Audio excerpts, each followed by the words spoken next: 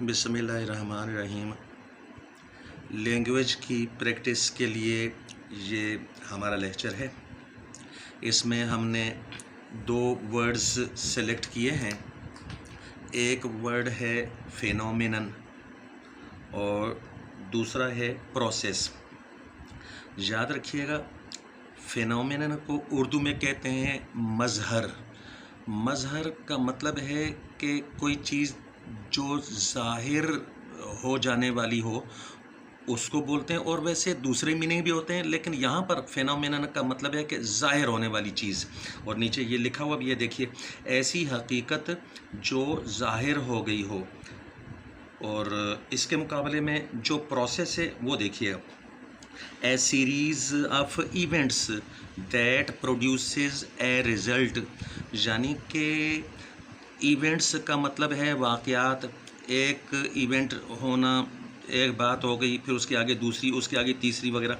तो चाहे दो इवेंट्स का कोई रिज़ल्ट निकल कर आ जाए या 3-4 वगैरह, और इससे ज़्यादा भी हो सकते हैं, उन इवेंट्स का कोई एक रिज़ल्ट निकल कर आए तो वो सीरीज़ ऑफ इवेंट्स को, उस सीरीज़ को हम बोलते हैं प्रोसेस। अब इनका इस्तेमाल देखिएगा, वो मैं आपको बताता हूँ। ये देखिए, हमने दो वर्ड्स लिखे हैं। एक है एलोट्रॉपी और दूसरा है डाइजेशन। ये जो एलोट्रॉपी वर्ड है ये फेनोमेनन के लिए यानी रिलेट करता है।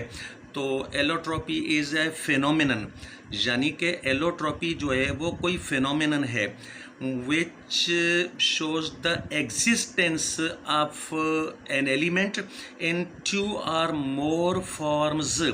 फिर से सुनिएगा, एलोट्रॉपी इज़ ए फेनोमेनन, यानी कि एलोट्रॉपी फेनोमेनन है, वो कोई प्रोसेस नहीं है। अच्छा जी, कौन सा फेनोमेनन है? कि ऐसा फेनोमेनन है कि जिसमें कोई एलिमेंट दो या ज़्यादा शक्लों में ज़ाहिर होता है।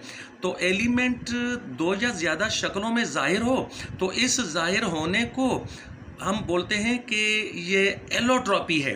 जबकि दूसरा देखिएगा, ये डाइजेशन वाला जो वर्ड है, इसके लिए फेनोमेनन नहीं इस्तेमाल करना, इसके लिए बोलना है digestion is a process. Digestion is a process by which food is broken down into diffusible molecules। यानी कि डाइजेशन कोई ऐसा प्रोसेस होता है कि उस प्रोसेस में कोई सीरीज़ ऑफ इवेंट्स होती होगी। जाहिर सी बात है, कोई पहले एक काम होता है, फिर दूसरा, तीसरा।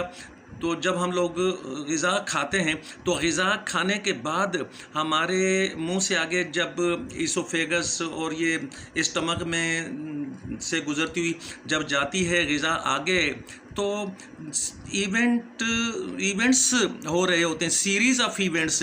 और उसके नतीजे में हमें मिलता क्या है? मिलता ये है कि न्यूट्रिएंट्स निकल कर खून में शामिल हो जाते हैं। तो ये जो न्यूट्रिएंट्स निकल कर खून में शामिल हो जाते हैं, तो ये डाइजेशन का प्रोसेस है, कुछ इवेंट्स के नतीजे में होता है, तो ये प्रोसेस है। जबकि यहाँ पर कोई इवेंट्स नहीं हो रहा कि जिनके नतीजे में कोई चीज़ पैदा होगी है, बल्कि कोई चीज़ पहले मौजूद है।